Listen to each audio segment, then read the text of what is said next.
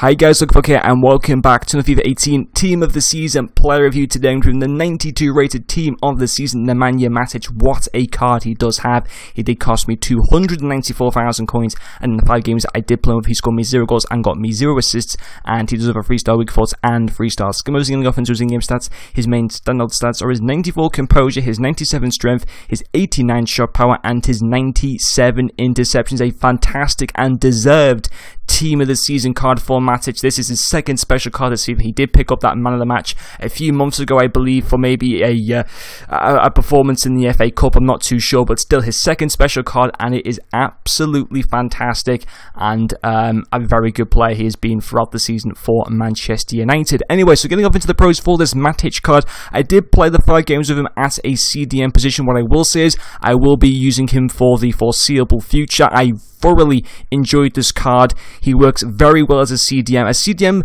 shouldn't be expected to get goals or assists. Fair enough, it is a bonus if they do, but that is not a necessity of a CDM card. The main job with them is to help out the midfielders and also help out the defenders, if that makes sense.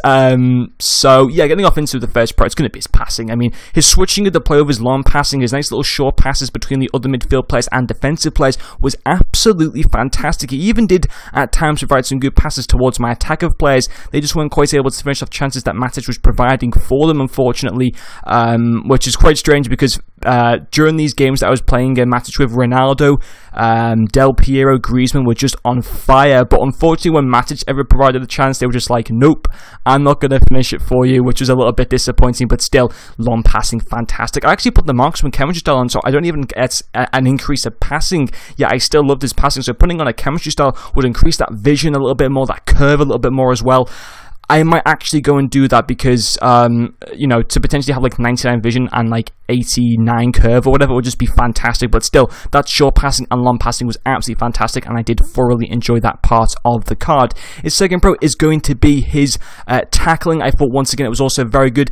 Very similar towards like what a Nesta or a Desai, which is who are my 2 centre backs, of course.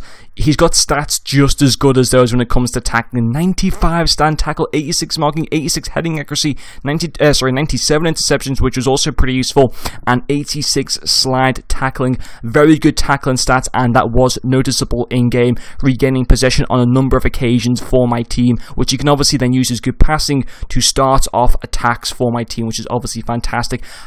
Personally, tackling stats are very important for a CDM card. In fact, I think they're one of the most important stats for a CDM card that I look for when trying to buy one, and he certainly does deliver in that area, which is fantastic. And his final pro is going to be his strength.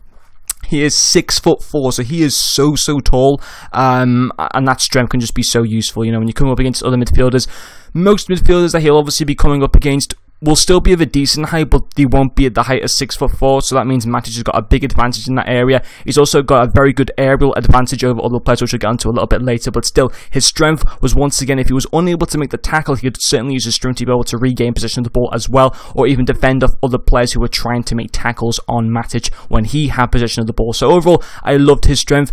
They're the main pros to his card. A few other things just to mention about his card. His pace for a CDM is fine. 70 acceleration and 75 sprint speed is not going to be a problem going forward or even going back. Typically, CDMs don't really make that much kind of runs in the game. They kind of just stay in one central position, so that shouldn't be a problem for you guys at all. Obviously, stamina at 97, that's certainly not going to be an issue at all for you guys.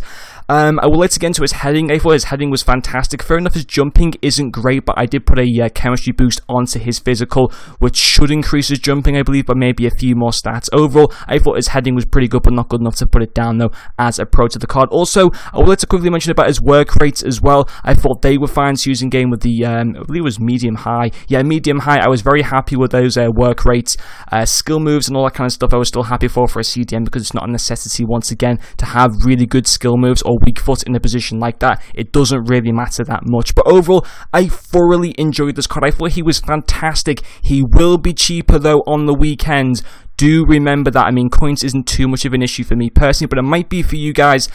I think maybe wait till Sunday. Genuinely, I would wait till Sunday, because then he's going to be so much cheaper, in my opinion anyway, with those SBCs coming out. And who knows, you may even pack him come Sunday, so that would be very interesting as well. But I really did enjoy this card, and that's going to finish this player review for you guys. Thank you very much for watching, and I'll see you guys later.